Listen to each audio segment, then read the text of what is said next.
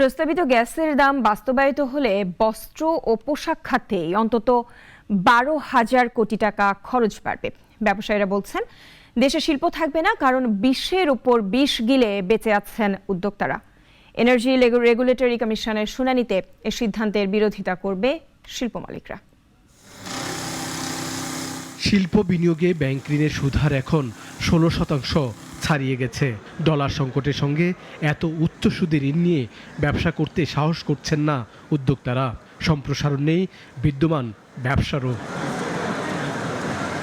Bank ঋণের উচ্চ সুদহার সহ শিল্প কারখানার মালিকরা যখন নানামুখী চাপে, তখন গ্যাসের দাম 2.5 গুণ বাড়াতে চায় সরকার। কিন্তু বেসরকারি হিসাব বলছে এতে কেবল পোশাক ও বস্ত্র খাতেই খরচ বাড়বে প্রায় 12,000 কোটি টাকা, যা 20-এর উপর 20 বলছেন উদ্যোক্তারা।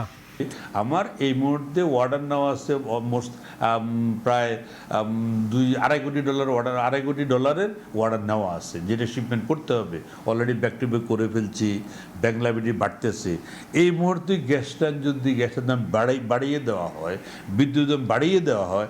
আমি তো এই মালটা শিপমেন্ট না করলে আমার তো 150 কোটি মানে 200 কোটি টাকা, এই 200 কোটি টাকা বেরিয়ে চলে আসবে।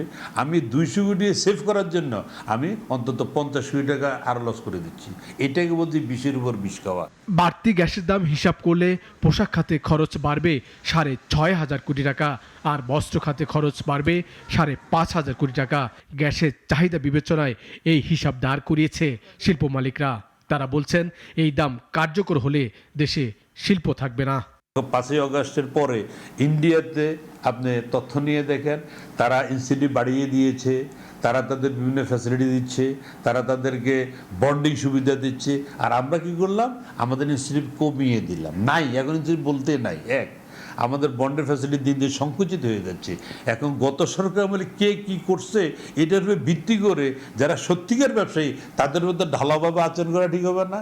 বাংলাদেশ এনার্জি রেগুলেটরি কমিশন চলতি সপ্তাহে শুনানি করতে যাচ্ছে পেট্রোবাংলার প্রস্তাবিত দাম নিয়ে। শুনানিতে ব্যবসায়ীরা বিপক্ষে বলবেন পেট্রোবাংলার।